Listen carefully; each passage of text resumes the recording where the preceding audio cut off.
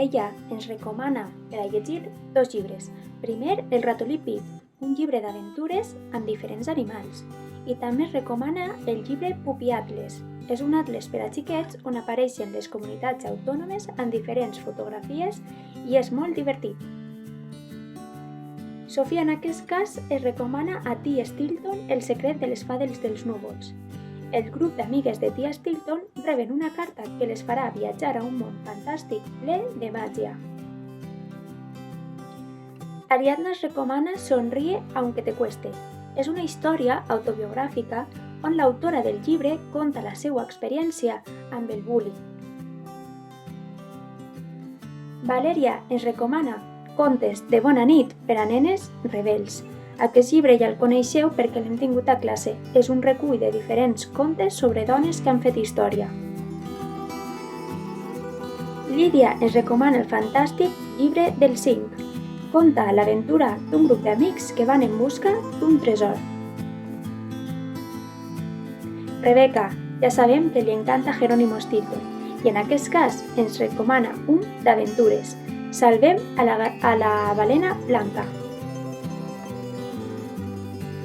Que bonic és Panamà, ens recomana Sergi. Els dos protagonistes d'aquesta història es troben amb una capsa que els portarà cap a un viatge a les Amèriques. Nora ens recomana un llibre per als vostres germans o germanes menudes. S'anomena Gina Tarongina i és un llibre per aprendre a reciclar. Ulisses es recomana Els futbolíssims. Aquest grup d'esportistes s'encarreguen de resoldre un misteri. En aquest cas està relacionat amb l'àrbit del partit. Alexis es recomana Les cròniques de Nàrnia, El lleó, la bruixa i l'armari.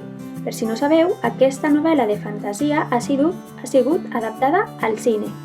Alexis ha sentit molta satisfacció al llegir-se'l, ja que és una miqueta llarg.